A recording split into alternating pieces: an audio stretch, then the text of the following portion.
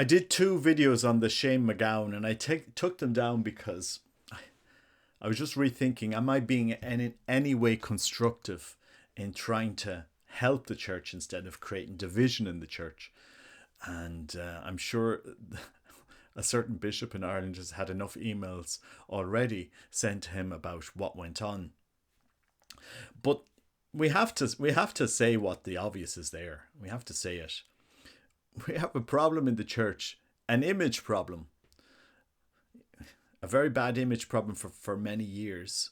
And the reforms have tried their best to correct the image, especially, not to mention the abuse that happened in the church for so many years. And at some stage we need to move forward, and we need to be able to leave behind us a beautiful image of the church, which is there, and one of the things that we need to get back to is just back to basics. Get back to basics. And I suppose my advice to the Irish church is say the black and do the red. Say the black, do the red. I think if you ever have a missal, and I just have an old missal that I found in a dump in France, in Bayonne in France, when I was on the Camino.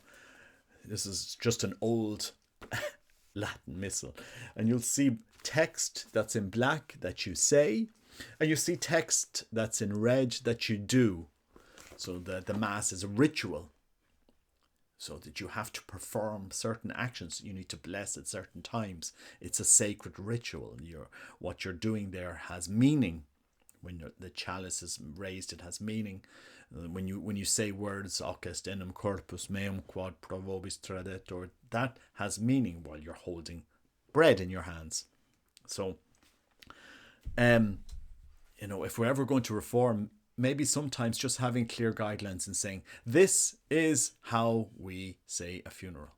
This is how we say a funeral. This is how we offer a funeral, and these are the guidelines we have for Ireland, and they're based on canon law and the Universal Church.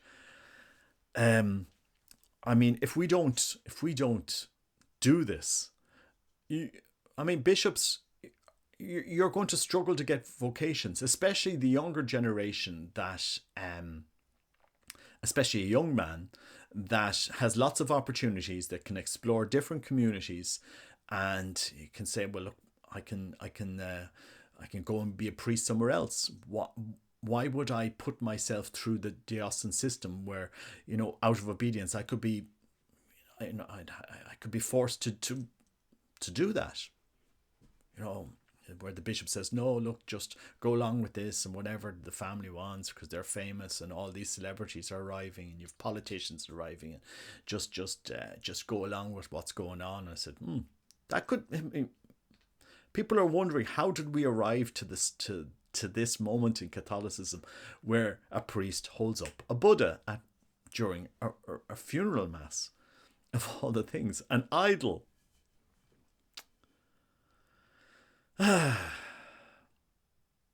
Pray for the church. It's not being divisive. It's just stating the facts. If you're going to do a program, take a risk for Christ. You have to put Christ first and central. We have to draw boundaries on our liturgy. What is the purpose of the liturgy? When I was in Zagreb yesterday morning, I was walking around the centre, and I walked in and sat down in an Orthodox church because it was warm and it was open. I arrived very early, so I was the only person sitting in this Orthodox church, just looking at the icons and praying there. And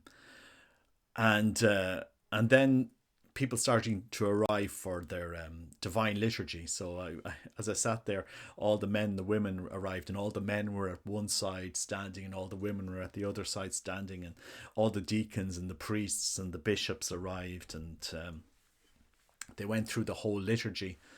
And and in processed the bishop with his Kappa Magna, the Orthodox Kappa Magna.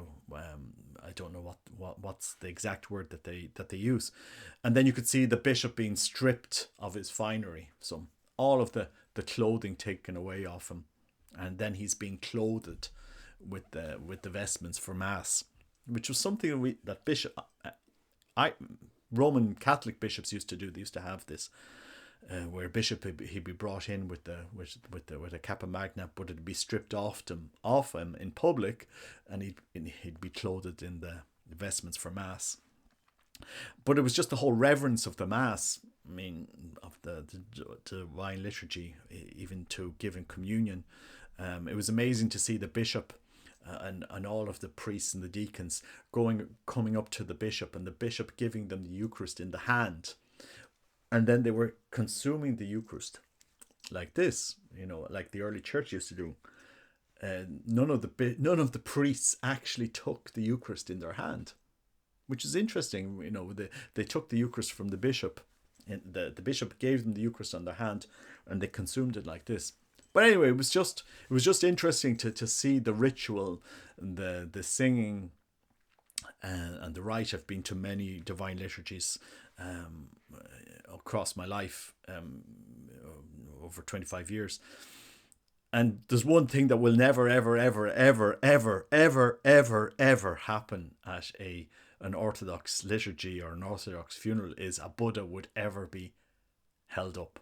It just wouldn't happen. If a priest did this, it'd probably be the last service that he would ever do. It just wouldn't happen. There'd be no scope for it. And yet, this is where we've landed ourselves with Roman Catholicism. And we're struggling to understand why there's a crisis in the church, why there's a crisis in the faith, why there's this, why there's that, why aren't people coming to Mass? The Irish church will have to close 1,000 chapels before 2045. That will happen. That is actually going to have to happen in order for the Irish church to survive, because you won't have the people or the money to maintain 2,500 chapels across Ireland. It won't happen. All of the demographics are pointing in the same direction. For every 10 Catholics who die in Ireland, 10 Mass-going Catholics who die in Ireland, there is one Catholic replacing them. Mass-going, weekly Mass-going Catholic. That is the truth of it.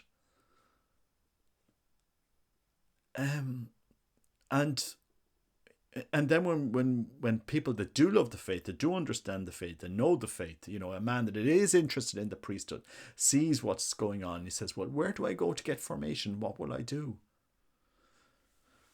I think it's an own goal for us, what we're doing in Ireland, that we're not able to actually give direction in the faith. This is very, very, very sad for me. So that's why I am going to talk about the incident, and I know people think, oh, you should have these all the time. You should have these all the time. We should have these funerals. People will only go to them when the show is on. When the show isn't on, people are not interested because they don't understand what's actually happening.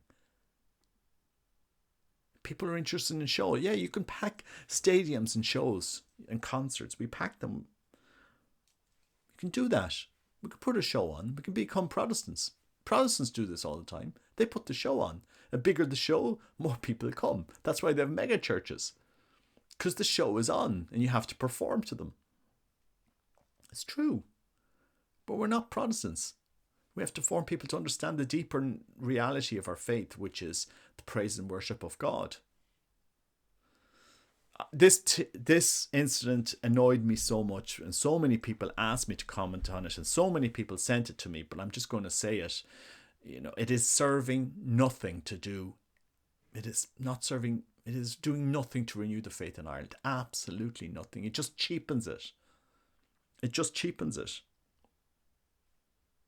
So pray for the church.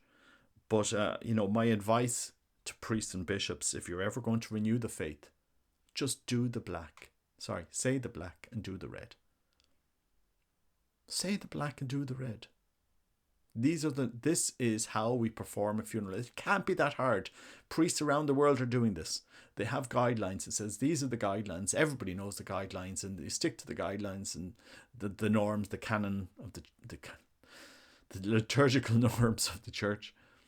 Buddhas never enter. Buddhas never enter into Catholic funerals. Never. Ever. Not part of it. There's no requirement or no need. You're free to say no. And I just think holding up the Buddha is really going to do very, very little to actually renewing the faith. We just we placed Buddha at the same level as Christ raised at that altar. At the same level. It was held up in the same way. Pray for the church. God bless you. Take care. Bye-bye.